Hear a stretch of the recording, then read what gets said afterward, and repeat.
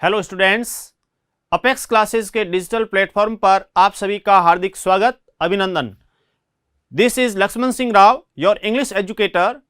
जैसा कि हम इंग्लिश स्पीकिंग प्लस टेंसेस के अंतर्गत हमारा जो ये प्रोग्राम एक प्रकार से बहुत अच्छे तरीके से आगे बढ़ रहा है और उसी में हमने जो प्रेजेंट टेंस था उसको पूरा कर लिया। उसके अंतर्गत किस प्रकार से, चाहे वो प्रेजेंट टेंस का पहला part simple present, present continuous, present perfect continuous, उसमें हिंदी में पहचान, अंग्रेजी में पहचान, structure of active voice, structure of passive voice, usages, interrogative, negative, हमने सब पढ़ा और आपको बहुत बढ़िया तरीके से समझ में जो आ रहा है, ये सबसे पॉजिटिव पॉइंट है हमारा कि इतना अच्छे तरीके से आप समझ रहे हैं। और आज हम पढ़ने जा रहे हैं जो पास्ट टेंस के अंतर्गत जो हमने शुरू कर लिया था, और इंट्रोगेटिव के बाद में देखिए कि इस पास्ट इंडेफिनिट में, पास्ट सिंपल में या सिंपल पास्ट में, जैसे हमने पहला वाक्य बनाया कि राम किल्ड रावणा, इस टाइप से ये बन गया अफर्मेटिव में, अफर्मेटिव। फिर हमने बनाया इंट्रोगेटिव, तो उसमें क्या बनाया कि डिड राम किल रावण, रावण, ये इंट्रोगेटिव बन गया। अब हमारे को नेगेटिव बनाना है, तो इसमें ध्यान दीजिए कि जब इसका हम नेगेटिव बनाएंगे, नेगेटिव सेंटेंस, तो उस समय किस टाइप से, तो हमारे को क्या करना है, सबसे पहले सब्जेक्ट लेना है plus did plus not plus जो मेन वर्ब होगी उस मेन वर्ब की first form plus object plus other words, इस टाइप से सेंटेंस बनेगा। ठीक है, जैसे आपको बताएं, जैसे इसी में से ले लेते हैं। हालांकि राम ने ही रावण को मारा था, लेकिन यहाँ प्रश्न नेगेटिव के तौर पे हम बना रहे हैं, तो उसमें देखिए राम, या सब्जेक्ट है, सब्जेक्ट लिया, फिर डिड लगाया, डिड, उसके बाद में नॉट, मेन वर्ब जो है किल्ड, किल्ड तो यहाँ पे डिड आ गया है, इसलिए यहाँ पे फर्स्ट फॉर्म आएगी, राम डिड नॉट किल। उसमें ऑब्जेक्ट क्या है, रावण, ये इसमें बन गया Ram did not kill Ravan, कहने का अर्थ है राम ने रावण को नहीं मारा, लेकिन ये ना सेंटेंस बनाने के तौर पे कह रहे हैं। उसी प्रकार से देखिए जैसे वाक्य था, तो उसमें हम, जैसे मैं फुटबॉल खेलने की जो बात थी, तो I did not play football yesterday, मैं कल फुटबॉल नहीं खेलता था। कहने का अर्थ ये, इसमें अपने जो इंट्रोगेटिव के अंतर्गत है, तो हमने जो अफर्मेटिव बनते हैं उसके बारे में पढ़ा, हमने किस प्रकार से नेगेटिव, इंट्रोगेटिव, अफर्मेटिव तीनों प्रकार से जो बनता है उसको लेकर के हमने बनाया। और जो इंट्रोगेटिव नेगेटिव होता है जिस प्रकार से कि डिड राम नॉट, इस टाइप से, तो ऐसी did I not play football yesterday, did Ram not kill Ravana, इस टाइप से उसमें इंट्रोगेटिव नेगेटिव में उसका यूज कम होता है। जनरली हमारे को विशेष तौर पे अफर्मेटिव और नेगेटिव मुख्यतः ये ज़्यादा यूज करने पड़ते हैं स्पीकिंग में भी, तो इसलिए इनका आप विशेष तौर पे ध्यान दें। तो यहाँ पर आपके ये बन गया जो नेगेटिव सेंटेंस है उसके अंतर्गत।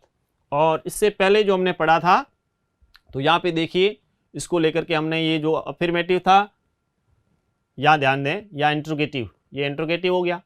और अफर्मेटिव को लेकर के आपको पहले बता दिया कि हमारा जो सेंटेंस किस टाइप से हमने बनाया है। तो ये अफर्मेटिव में कि सबसे पहले सब्जेक्ट, मेन वर्ब की सेकेंड फॉर्म, उसके बाद में ऑब्जेक्ट, अदर वर्ड्स, इसमें ये सेंटेंस बनाए। और इसको आगे बढ़ाते हुए इसमें बताया कि किस टाइप से हमारे को इंट्रोगेटिव बनाना है, तो डिड, फिर सब्जेक्ट लें, मेन वर्ब की first form, object, other words, question mark last में लगना चाहिए। उसके बाद में हम इस प्रकार से आपको एक्सप्लेन किया कि डू डज, ये तो प्रेजेंट सिंपल में आते हैं वैसे, लेकिन आपको समझाने के लिए मैंने यहाँ पर बताया है। और विशेष तौर पे हमारे को यहाँ पे डिड के बारे में जानना था, और डिड का प्रयोग बोर्ड के जो एग्जाम है उसके अंतर्गत आपको स्पेशली बता दूं कि जो भी प्रश्न पूछते हैं बोर्ड के अंदर, एग्जाम जो कंपटीशन के एग्जाम होते हैं उसमें सभी में आपके लिए बता दूं कि उसमें 90%, 90 प्लस ही होता है, वैसे 90+ % जो है इस संबंधित प्रश्न होते हैं, या तो होते डू से, डज से या डिड से। आप बोर्ड का 10th 12th उससे कंपटीशंस के जो भी एग्जाम्स होते हैं सभी में आप देखना जो भी प्रश्न पूछते हैं तो उसमें डू, डज और डिड। कारण क्या? कारण है कि इसमें कंफ्यूज हो जाते हैं। हेल्पिंग वर्ब दी हुई है तो समस्या नहीं, लेकिन इसमें जैसे डू दिया तो अब यहाँ पे आई गो होगा या आई गोज होगा या आई वेंट होगा, तो वो तो यहाँ पे इसके अकॉर्डिंग होगा, तो वो बच्चे को आना चाहिए। ये चीज़ आपको आना बहुत ज़रूरी है कि प्रश्न में डू आया है तो उत्तर में मेन वर्ब की फर्स्ट फॉर्म, प्रश्न में डज आया है तो उत्तर में मेन वर्ब की फर्स्ट फॉर्म प्लस SEIS, प्रश्न में डिड आया तो उत्तर में मेन वर्ब की सेकंड फॉर्म का यूज़ करना है। ये बहुत ही महत्वपूर्ण आपके लिए जानकारी है। इसको आप अच्छे तरीके से रटना नहीं है, रटना नहीं, यहाँ पे रटाएंगे नहीं, यहाँ पर आपको बिल्कुल अच्छे तरीके आपको समझाएंगे। रटना बिल्कुल भी नहीं है, हमारे को समझना है। इसीलिए तो सबसे अलग, सबसे फास्ट तरीके से आपको और साथ ही साथ सबसे विश्वसनीय तरीके से अपेक्स क्लासेज एजुटेक आपके लिए बहुत अच्छे तरीके से आपके लिए मैटर लेकर के आया है। नेगेटिव में कैसे बनेगा सब्जेक्ट, डिड, नॉट, उसके बाद मेन वर्ब की फर्स्ट फॉर्म। अब यहाँ पे फर्स्ट फॉर्म क्यों? क्योंकि यहाँ पे डिड आ गया, इसलिए यहाँ पे फर्स्ट फॉर्म आएगी ऑब्जेक्ट और अदर वर्ड्स, तो ये हमारे नेगेटिव के अंतर्गत बन गया। उसके पहले जस्ट आपको थोड़ा सा बता दूं कि इसका जो पैसिव इसका है वो भी हम आगे लेंगे। जस्ट उससे पहले देखिए यहाँ पे स्पीकिंग में अध्यापिका क्या तुम कल जल्दी उठी, तो देखिए यहाँ पे did you get up early yesterday. अब यहाँ देखिए कल जो बीता हुआ, तो ऐसी स्थिति में डिड, और यहाँ पे गेट अप, गेट जो फर्स्ट फॉर्म आ गई, यहाँ डिड आया इसलिए, तो did you get up early yesterday, तो उसके लिए क्या तुम कल जल्दी उठी, did you get up early yesterday. तो अनु ने जवाब दिया यस मैडम आई डिड। अब आई डिड क्यों बोला? क्योंकि उसी में पास्ट में उत्तर प्रश्न पूछा था, इसीलिए यस आई डिड। क्या तुमने डबल रोटी और मक्खन खाया, did you have bread and butter, did you have bread and butter. तो उसने कहा जी हाँ मैडम खाया, यस मैडम आई डिड, हाँ मैंने खाने का काम किया, ये इस टाइप से। नेक्स्ट में क्या तुम सिनेमा नहीं गई थी, had you not gone to the cinema. अब ये परफेक्ट के अंदर हैड सहायक क्रिया के तौर पे, इसलिए, और हैड के साथ में हमेशा थर्ड फॉर्म, परफेक्ट में थर्ड फॉर्म आती है। Had you not gone to the cinema, उन्होंने कहा नहीं, no I had not, no I had not, मैं नहीं गई। एक तरफ हो जाओ, हम कहते हैं जैसे आप रास्ते में जा रहे हैं तो हम उस प्रकार से बोलते कुछ है नहीं, एक को दूसरे को कोह नहीं मारते हुए चले जाते, वैसा नहीं करना। जैसे आप मूव असाइड, मूव असाइड, तो वो थोड़ा साइड में अपने आप हो जाएगा। सामने आप एक बार दो बार तो अपने आप प्रैक्टिस भी हो जाएगी, और डेली लाइफ में मूव असाइड। मेहमान आपके घर पे आए तो उस समय आप अवश्य आना, वापस अवश्य आना, डू कम, डू कम, अवश्य आना, वापस आने के लिए भी कहें। गाड़ी धीरे चलाओ, वैसे गाड़ी हमेशा धीरे ही चलानी चाहिए, लेकिन बोल रहे हैं भी तो उसमें ड्राइव स्लोली, ड्राइव स्लोली। सोच समझकर बोलो, ध्यान दीजिए, सोच समझकर बोलो, तो थिंक बिफोर यू स्पीक, सोच समझकर करो, थिंक बिफोर यू एक्ट। कोई भी आप करते हैं काम तो उससे पहले हमें सोचना चाहिए, बोलने से पहले, करने से पहले।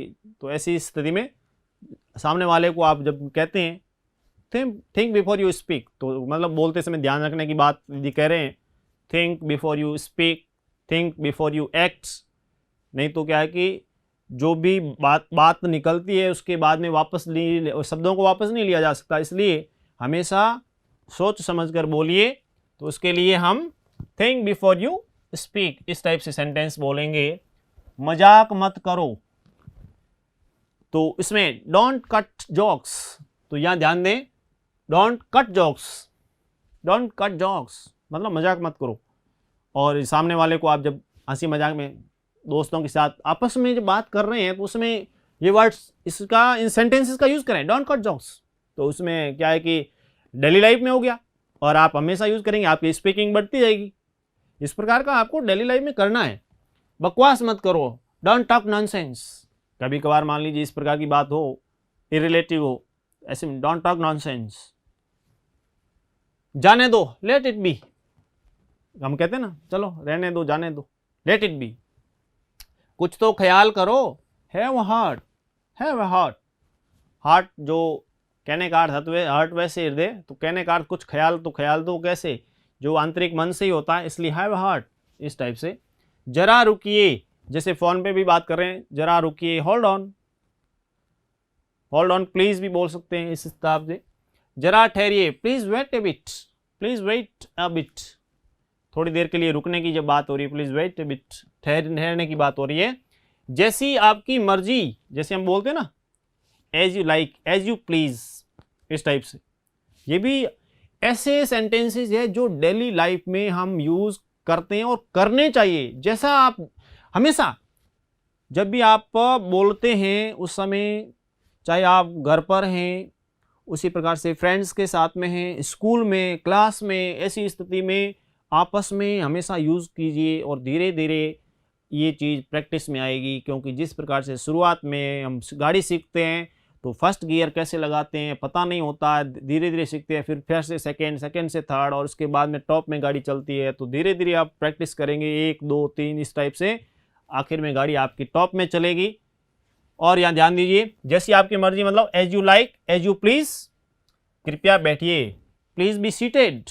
जब घर पे मेहमान आए हैं, प्लीज बी सीटेड, इस प्रकार से उनको रेस्पेक्ट देते हुए तो बैठने की जो बात कहेंगे आप, ये भी इंग्लिश में हम कहते हैं ना विराजिए, तो उस विराजिए के लिए प्लीज बी सीटेड ये शब्द है।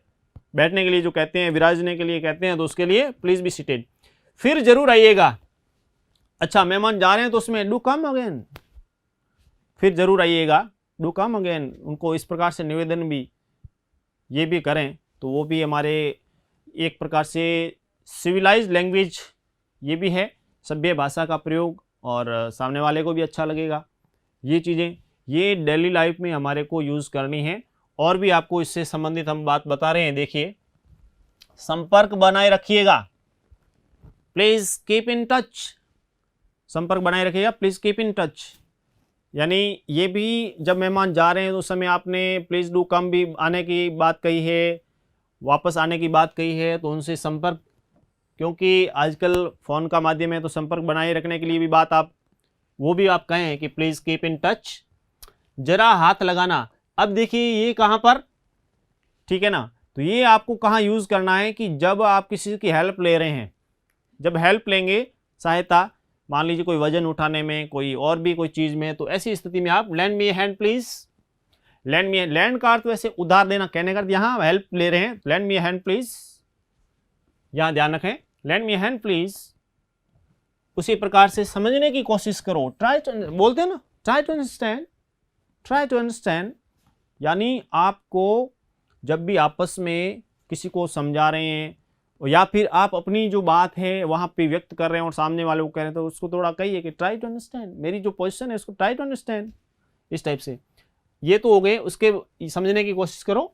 उसके बाद में देखिए यहाँ पे फॉर्म्स के रूप में, तो कुछ ऐसी फॉर्म्स हमेशा आपको बताई जाएगी डेली, ताकि आपको हमेशा उसमें रहे बहुत अच्छे तरीके। ऐसी सैकड़ों संख्या में हम कोशिश करेंगे कि आपको 500 से 600 ऐसी वर्ब्स में लिखवा दूं, तो लगभग यदि 600 वर्ब्स आपको याद हो जाती है, और केवल वर्ब्स में 600 हो गई, सेंटेंसेज हो जाएंगे हमारे, वर्ड्स हम सीख लेंगे, तो हम 1000 प्लस में जैसे होंगे, तो इंग्लिश स्पीकिंग में किसी प्रकार की समस्या नहीं आएगी। क्योंकि हमेशा आपके लिए नई नई चीज़ अपेक्स क्लासेज एजुटेक लेकर के आ ही रहा है, तो आप उसमें जुड़े रहें, लाइक शेयर करते रहें।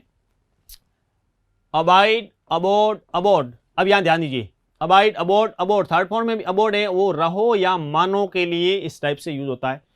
फिर अब्यूज, अब्यूज्ड, अब्यूज्ड यानी गाली देना, तो उस गाली देने को लेकर के, हालांकि गाली देनी किसी को नहीं है, लेकिन ये हमारे को जहां सेंटेंसेस में यूज, डोंट अब्यूज कहते हैं ना, गाली मत दो, उस रूप में। Arise, arose, arisen, ARISE, arise first form के तौर पे, अरोज सेकंड फॉर्म, अराइजन उठो। उसी प्रकार से अराइव, अराइव्ड, अराइव्ड पहुंचने के लिए। यहां ध्यान रखना अवेक, अवोक, अवोक जागने के लिए। लेकिन इसी में नेक्स्ट में देखिए अवेकन, अवेकन, अवेकन, तो इसमें जगाओ, जागो और जगाओ में थोड़ा फर्क है। अवेक यानी जागो, लेकिन अवेकन, अवेकन, अवेकन यानी जगाओ। और यहां पर देखिए ये साथ में है, यहां ये अलग है, ये अलग है। तो बी वॉज बीन या बी वर बीन, बहुवचन होता दोबारा, be was been, be was been. और जब कंटिन्यूअस के अंतर्गत यदि बी दिया हुआ तो इज आर एम का प्रयोग उसमें, तो इज का प्रयोग, आर का, उसका प्रयोग होता है जब अपने करेक्ट फॉर्म का प्रश्न पूछते हैं। इसको लेकर के मैंने आपको पहले एक्सरसाइज करवाई थी, प्रेजेंट टेंस के अंतर्गत सिंपल और कंटिन्यूस में हमने जो एक्सरसाइज की थी उसके अंतर्गत हमने बी का पूछा था, सेंटेंस भी आपको बताया था उसमें किस प्रकार से यूज करना। और बोर्ड में स्पेशली 10th क्लास में करेक्ट फॉर्म में ये सवाल जरूर पूछा जाता, बी वाला बी आता तो उसमें इज आर एम या फिर वॉज वर के रूप में आता है, तो उसमें टेंस को देखना है, ज़्यादातर इज का पूछते हैं। तो इसका अर्थ होता है होना, बी वॉज बीन, इसका अर्थ हो गया होना। ये इसमें अपने इस टाइप से कर दिया हमने। बढ़ते हैं हम आगे, देखिए अब इसमें लेते हैं हम कि जो पास्ट इंडेफिनेट है,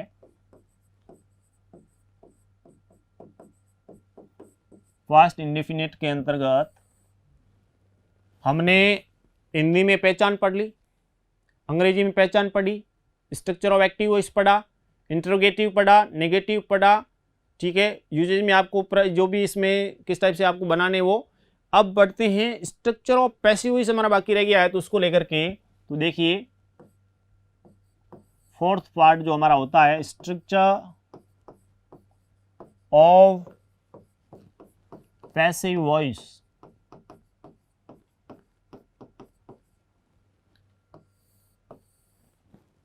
इसमें क्या करेंगे, सबसे पहले ऑब्जेक्ट प्लस हेल्पिंग वर्ब आएगी, वॉज या वर, प्लस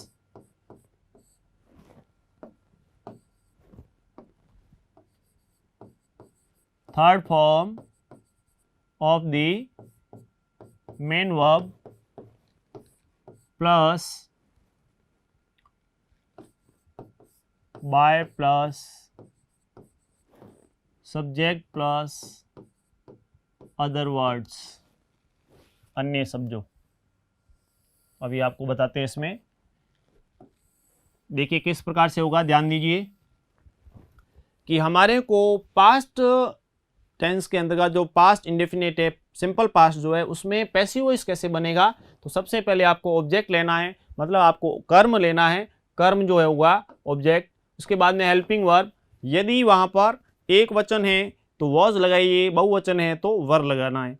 अब इसके अंतर्गत और भी जो नई जानकारी उसके अंतर्गत भी आपको बताएंगे। फिर third form of the main verb, main verb की आपको थर्ड फॉर्म लगानी है, पैसिव वॉइस में हमेशा थर्ड फॉर्म आएगी, साथ में हेल्पिंग वर्ब आ गई, बाय लगाना, फिर सब्जेक्ट और अदर वर्ड्स। जैसे इसमें देखिए ध्यान देना कि वॉज वर्ब की बात है, तो इसमें आपको देखना है कि जो ऑब्जेक्ट पहले आ रहा है, यदि वो ऑब्जेक्ट सिंगुलर प्लूरल, तो ध्यान यहाँ क्या रखना है कि यदि आई भूतकाल में हो गया, इसलिए आई के साथ वॉज लगेगा, आई के साथ वॉज लगेगा। लेकिन वर कब लगेगा, आई के साथ वर कब लगेगा, आई के साथ वर भी लगता है, कब लगेगा, कंडीशनल सेंटेंस, शर्त वाले वाक्य यदि है, इफ, जैसे if I were the prime minister of India, if I were the principle of my school, ठीक है, if I were a cloud, इस टाइप से ये जो सेंटेंसेज होते हैं, कंडीशनल सेंटेंस जो होते हैं, उसके अंतर्गत आई के साथ वर लगेगा, अन्यथा आई के साथ आपको वॉज लगाना है पास्ट इंडेफिनिट के अंतर्गत। इस बात का आपको विशेष ध्यान रखना है। ध्यान दीजिए, यहाँ पे हम सेंटेंस लेते हैं एक्टिव वॉइस का, जैसे आई प्लेड फुटबॉल यस्टरडे, हमारा सेंटेंस था। तो इसको जब हम बनाएंगे तो देखिए यहाँ पे हमने सब्जेक्ट ले रखा है, यहाँ मेन वर्ब की कौन सी फॉर्म है, ये सेकेंड फॉर्म है। उसके बाद में ऑब्जेक्ट है और यहाँ पे अदर वर्ड्स यानी हमारी जो भी एडवर्ब कॉम्प्लीमेंट आदि है। जब पैसिव वॉइस बनाएंगे तो सबसे पहले ऑब्जेक्ट आएगा, तो यहाँ पे ऑब्जेक्ट क्या है, तो ये आगे आ जाएगा। उसके बाद में आपको क्या लगाना है, वॉज वर, यहाँ पे वॉज या वर आ जाएगा। उसके बाद में देखिए क्या लिखा हुआ है, थर्ड फॉर्म, तो यहाँ पे आएगी third form of the main verb, तो उसकी है वो थर्ड फॉर्म हो जाएगी। फिर क्या लगेगा, फिर बाय लगेगा। उसके बाद में सब्जेक्ट, सब्जेक्ट यहाँ से ये चला जाएगा यहाँ पे, तो यहाँ सब्जेक्ट आ जाएगा। उसके बाद में हमारे अदर वर्ड्स है, यदि अन्य शब्द है तो वो अन्य शब्द अदर वर्ड्स उसी स्थान पे रहेंगे, उसके स्थान में चेंजेस नहीं करना है। अब ध्यान दें कि यहाँ पे हमारे को इधर ध्यान दीजिए, सबसे पहले ऑब्जेक्ट लेना है। इस सेंटेंस में जैसे आई प्लेड फुटबॉल यस्टरडे, तो इसमें ऑब्जेक्ट क्या है, तो ऑब्जेक्ट देखिए सब्जेक्ट वर्ब ऑब्जेक्ट है फुटबॉल, तो यहाँ पे लिख दिया फुटबॉल, ये फुटबॉल हो गया। अब देखिए फुटबॉल एक वचन है या बहुवचन, एक वचन है तो वॉज लगाइए, बहुवचन है तो वर, तो ये फुटबॉल एक वचन है इसलिए वॉज हो गया। तो हमने सब्जेक्ट देखिए यहाँ पे ऑब्जेक्ट ले लिया फुटबॉल, हेल्पिंग वर्ब आ गई वॉज, फिर क्या लेना है, third form of the main verb. Passive voice में हमेशा थर्ड फॉर्म आती है, तो यहाँ मेन वर्ब क्या है, प्लेड, यहाँ पे हो जाएगी प्लेड।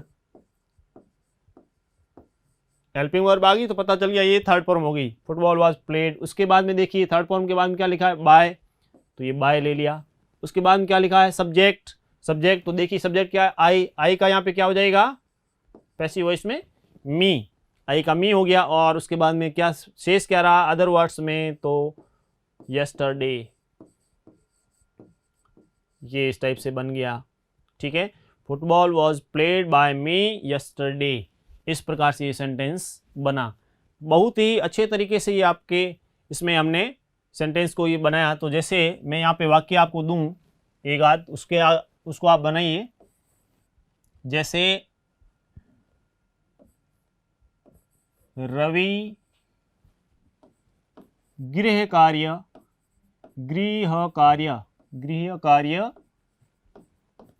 करता था, तो एक्टिव वॉइस बनेगा रवि डिड होमवर्क। अब इसका पैसिव वॉइस क्या बनेगा, बना के बताओ।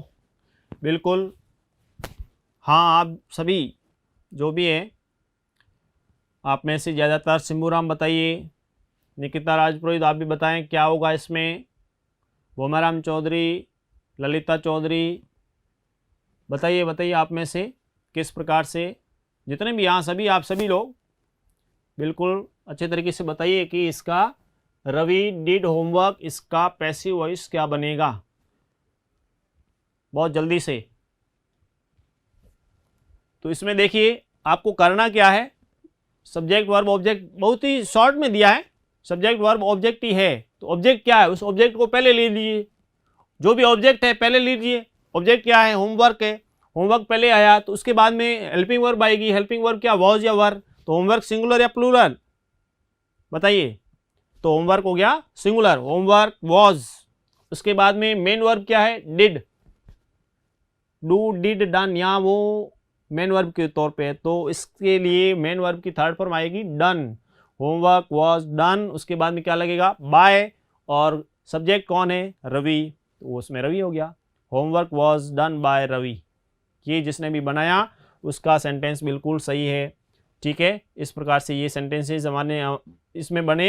इसके अंतर्गत हमने देखिए कि जो भी पास्ट सिंपल के अंतर्गत चाहे हिंदी में पहचान, अंग्रेजी में पहचान, structure of active voice, structure of passive voice, interrogative, negative, हमने सब पढ़ा और विश्वास है कि आपको बहुत अच्छे तरीके से समझ में आ रहा है। अब यहाँ पे देखिए कुछ बातें आपको मैं यहाँ पे हमेशा की तरह मैंने चाहे वो हलवाई के तौर पे बताया था, कॉन्फेक्शनर, वॉलनट, अखरोट को लेकर के बात हुई थी, इस प्रकार से और भी शब्द जो है जो काफ़ी तो इजी पूछे थे आप में से कईयों ने उत्तर हाथों हाथ उस समय भी बता दिए थे, और जो भी है इस प्रकार से तो बताते रहिए और साथ ही साथ जुड़े रहिए। यहाँ पे कुछ शब्द आपको मैं आज भी दे रहा हूं, जैसे नींबू। एक ध्यान रखना, नींबू नहीं होता है, नींबू नहीं होता है, नींबू शब्द होता है। हिंदी में आप देखेंगे तो विशुद्ध शब्द होता है नींबू। हम बोलते हैं नींबू, हम बोलते हैं सेव, सेव नहीं सेब। जो विशुद्ध हिंदी है उसकी बात हम कर रहे हैं। उसी प्रकार से लगातार, इसको लेकर के आप जो भी शब्द हैं आप बताएंगे।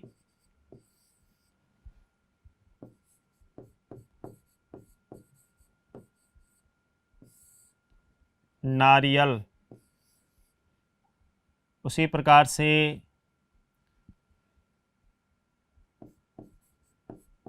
मित्र,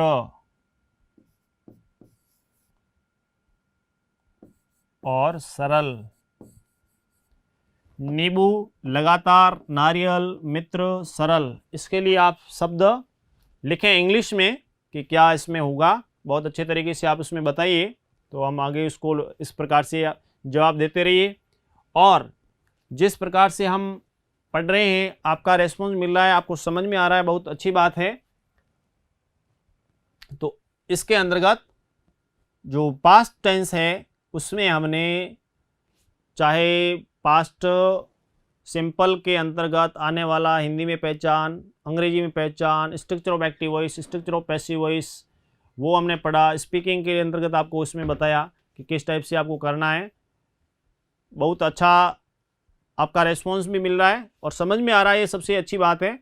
लाइक एंड शेयर आप ज़रूर करें, अधिक से अधिक लाइक करें, शेयर करें, और साथ ही साथ आप फेसबुक, व्हाट्सएप पर इसको शेयर करें तो ज़्यादातर इसका फ़ायदा उठा पाएंगे। मिलते हैं नेक्स्ट क्लास में। Thank you. सब्सक्राइब करें हमारा apex classes edutech YouTube channel. साथ ही बेल आइकन को क्लिक करना बिल्कुल ना भूलें, ताकि आगे आने वाले सभी यूट्यूब वीडियोस की अपडेटेड नोटिफिकेशंस सबसे पहले आपको मिले। Apex classes edutech, subscribe now.